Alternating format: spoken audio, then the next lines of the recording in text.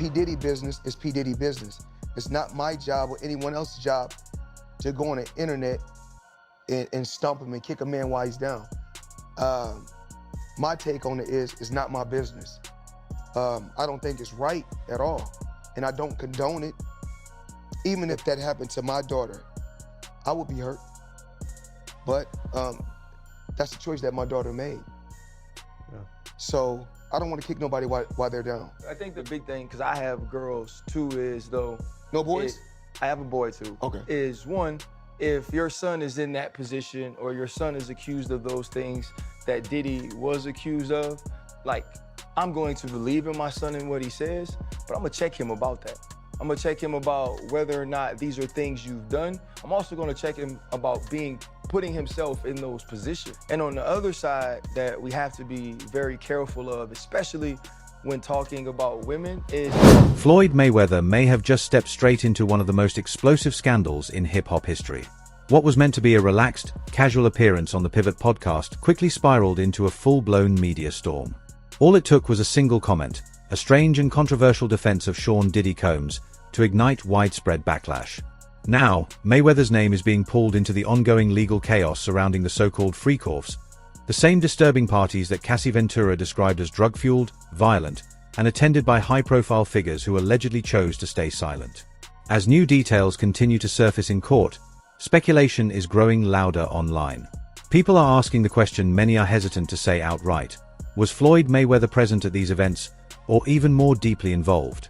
With fresh revelations emerging, fans are beginning to wonder if the pressure is starting to close in. That's all I hear every day. Oh, I'm getting money. You know who I am? My name holds weight. Okay, all that's cool. But why are you tripping about spending $20 or $50 to get in the strip club? If you're really getting money like that, you're not tripping on $20 or $50. It's just a drop in the bucket. Me, myself, I got a staff, I got employees, I got to take care of. And if I let everybody in for free, I'll be out of business. You guys don't trip when you go out and buy them high-end cars. You don't trip when you buy the European clothes, and you don't trip when you buy them high-end watches. So why are you tripping about spending $20 or $50 just to get in the gentleman's club?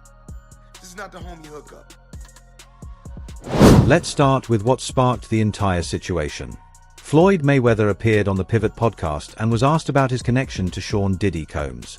Given the growing number of serious allegations surrounding Diddy, ranging from trafficking and abuse claims to federal scrutiny, you might expect a careful, measured response.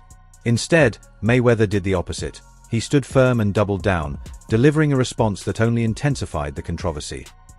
Even like P. Diddy, I'm not going to speak bad about P. Diddy, because he's still a black man. Mistakes happen, and I can't say if it is or it's not a mistake, but things happen in life. He responded bluntly, saying, P. Diddy's business is his business. But what really shocked people was what came next. Floyd Mayweather added that even if something like that happened to his own daughter, he would be hurt, but ultimately, it would be her choice. The remark was widely interpreted as suggesting that victims are responsible for what happens to them. The backlash was immediate. Clips spread rapidly across Twitter and TikTok, with users reposting and reacting at scale. The comment sections were harsh, with many critics bringing up Mayweather's past controversies and using them to question his stance even further. Floyd Mayweather, man. Floyd Mayweather is ruining any type of legacy this guy's had by just opening his mouth in interviews. He is arguably does not use common sense. He's very rich, very successful. Congratulations, Floyd. I used to think he's one of the best boxers ever, but I disagree now. I think he's tarnishing his legacy.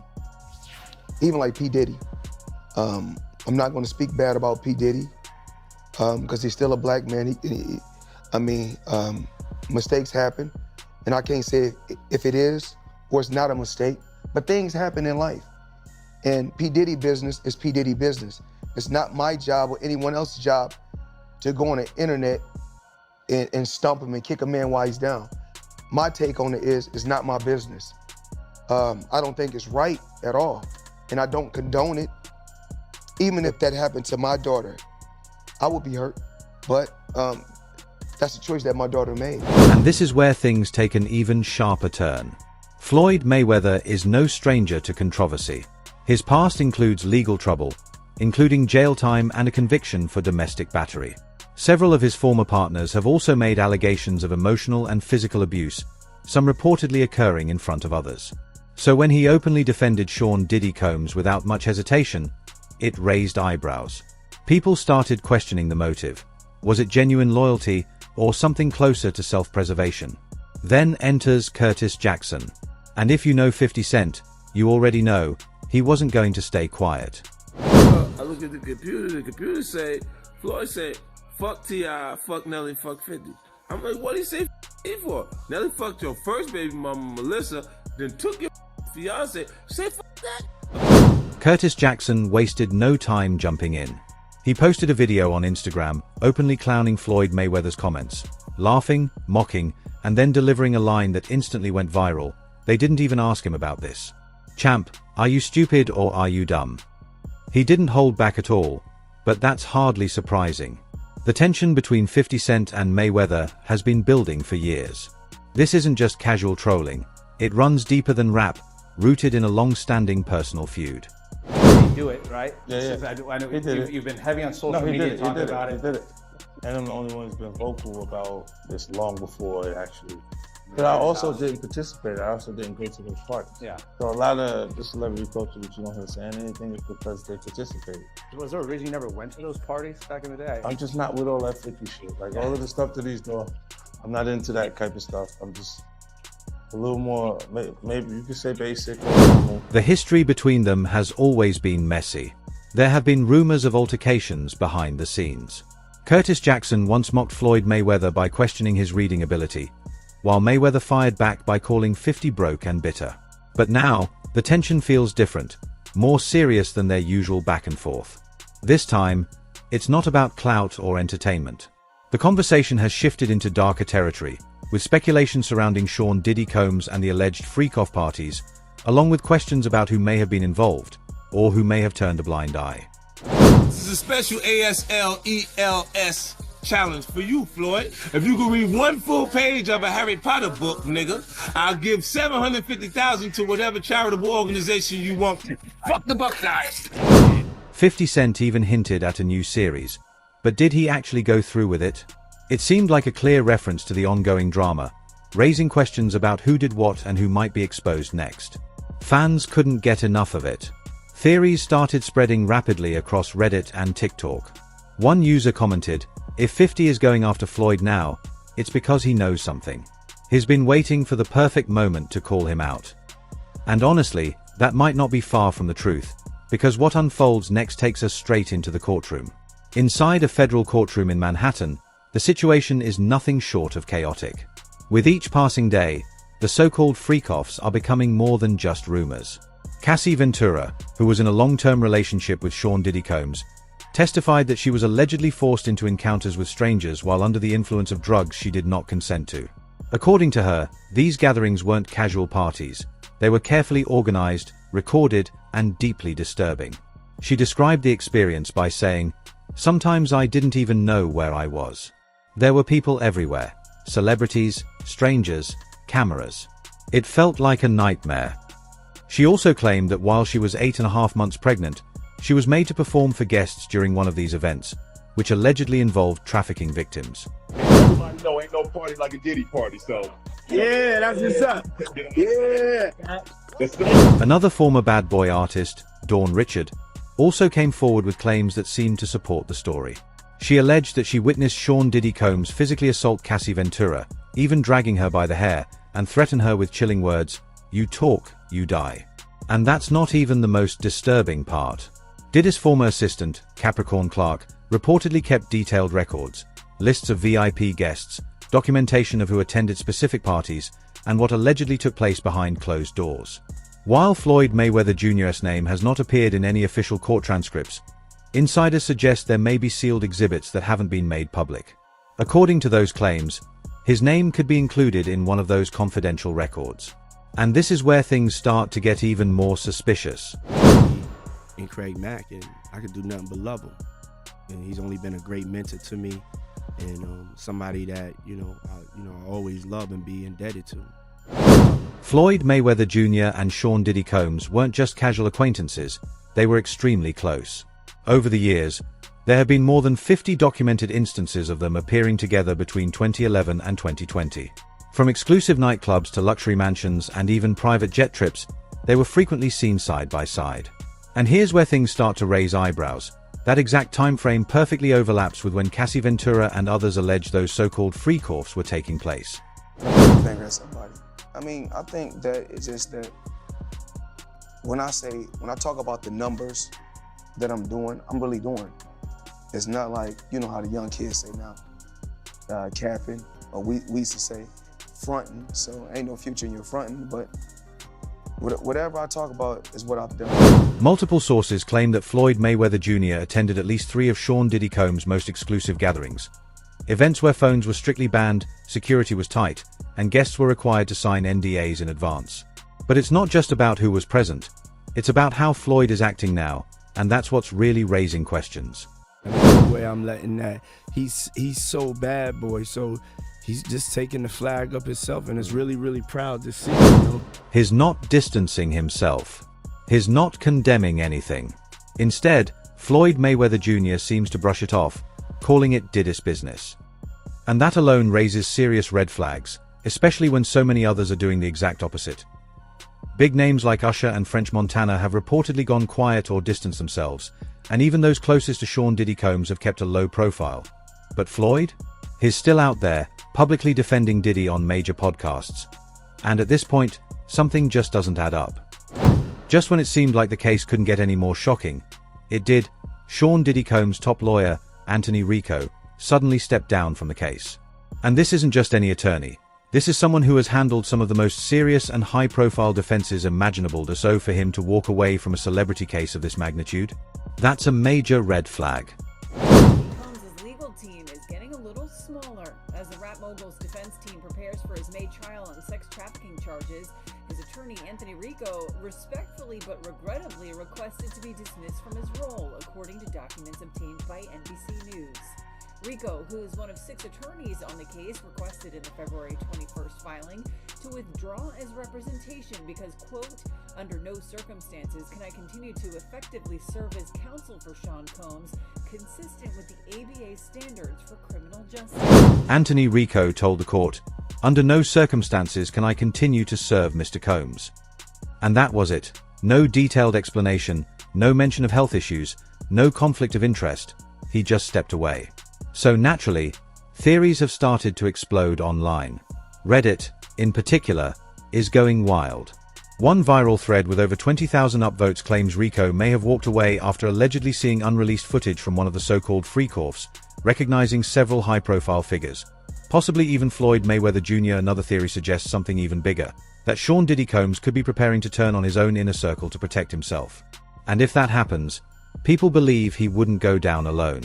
Some commenters also point to Floyd's past controversies. In 2010, he served jail time related to a domestic violence case involving the mother of his children. Earlier allegations, including a 2005 incident in Las Vegas, have also been widely discussed. In 2015, the New York Times published a report examining multiple accusations over the years and how legal settlements and agreements may have kept many of those situations out of prolonged public battles. Put it all together, and the situation starts to look a lot more complicated than it first seemed. How does that guy not pay taxes? How do the people around him, how do the lawyers that I'm sure that he employs, the financial people that are probably running his life, telling him to stop spending $1 million a day, how do they not deal with his taxes? Well, listen, he apparently had a tough time reading the thing, as they say. Like he didn't know what he couldn't read, like that's BS. Something. That is BS. They said something. Time like out. that. He is paying. I'm sure he's got a litany of people in his world. I happen to agree. Financial management people. You think so? You know, how long before he's suing somebody for mismanagement of funds? You know that's happening. You'd certainly think so. By the way, they announced. I'll get your calls in a second. They did announce the pricing for Mayweather McGregor. $100 for a high def, $90 for standard def. So there you go. So it's exactly what the Mayweather Pacquiao fight was. $100 pay-per-view. So when Floyd Mayweather Jr. defends Sean Diddy Combs without showing even a hint of concern for the alleged victims, it hits differently. It doesn't just sound like support, it almost feels personal. And that's what makes his silence even more unsettling. Because silence from someone in Floyd's position isn't just protection, it can come across as a warning sign. Now, to be clear, Floyd has not been officially named in court. There's been no arrest, no indictment, and no confirmed evidence made public linking him directly to any of these allegations. But still, people are connecting dots. The timeline, the locations, the associations, it's all raising eyebrows. And according to some insiders, sealed documents could potentially reveal more. At the same time, there's already been ongoing speculation around separate legal scrutiny involving his finances and business dealings. While nothing has been publicly proven in court regarding those claims, the combination of rumors, associations, and unanswered questions is what's fueling the narrative. And right now, it feels like the story is far from over. I wired the money to the account, and when I wired it to the account, I went straight to the bank. I go to the bank myself to make sure shit get done. Because the thing is that I can't make all the money unless somebody else do all the dictating and do all the controlling. Yeah. What you mean it's no transfer of ownership on these properties? Champ on the internet talking about he spent $402 million on these properties. I'm hoping this is not somebody just caught Floyd Mayweather slipping. He said he owned them properties. But the story takes an even darker turn. There are growing rumors that Floyd Mayweather Jr. may have misled investors into putting millions into a Manhattan real estate project that allegedly never materialized. Nothing has been proved yet, but claims like these are only intensifying the controversy surrounding his name. My lifestyle, showing the people how I live. Now, I know you guys see me on a regular talking about real estate. Well, lately, I purchased 62 apartment buildings in New York City. And what I need you guys to do, slide over and check out the photos. It's not all 62 buildings, it's a few buildings, but guess what? All the buildings belong to me. I don't have no partners. And all the retail down low on my buildings all belong to me. But the whole situation raises serious questions. The building itself is reportedly still sitting there, half finished, with permits expired and construction stalled. Contractors have walked away from the project, and investors are said to be furious. Floyd Mayweather says he makes $300 million a month, which is $3.6 billion a year. He makes more money than Jeff Bezos, Bill Gates, all of those guys. So I say all that to say this. The money that Canelo was looking for, they can easily come up with that money. Floyd Mayweather got it. Well, listen, let me put it this way to you. If he makes what did he say, 300 million a month? Yes, sir. Okay, I'm 6'4" and 240. And I know I'm 5'8" and a half and 240. So there you go. There's no way. If he makes $3 million a month on his investments, that's a lot. 36 million a year. That's a lot. So I know guys that are worth, $500-600 million, plenty of them, and they don't make $36 million a year, let alone 300 million a month. So there you go. And now the rumors are only getting louder. Some insiders are suggesting that Floyd Mayweather Jr. could be facing serious financial pressure, with whispers of a possible bankruptcy filing starting to circulate. His team continues to deny it, but to many watching closely, the numbers just aren't adding up. Yeah, we don't want to talk about that.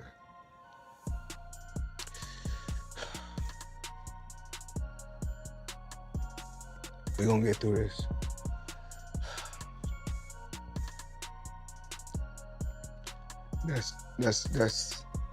That's tough, because if anybody know about business, you don't keep that type of money in just regular account. So I had to wire the money from somewhere.